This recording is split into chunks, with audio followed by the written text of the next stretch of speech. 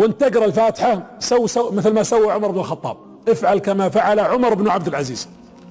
يقولون كان عمر يقرأ هكذا: الله أكبر، الحمد لله رب العالمين، اسكت، الرحمن الرحيم، مالك يوم الدين، اسكت، إياك نعبد وإياك نستعين. قال: ليش تسكت بعد كل آية وتقف؟ قال: لأني أستشعر أن الله يرد علي.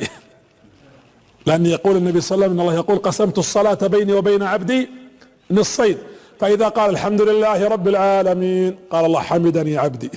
الرحمن الرحيم، أثنى علي عبدي. مالك يوم الدين، مجدني عبدي. إياك نعبد وإياك نستعين، قال: هذا بيني وبين عبدي. اهدنا الصراط المستقيم، صراط الذين أنعمت عليهم غير المغضوب عليهم ولا الضالين، قال: وسألني عبدي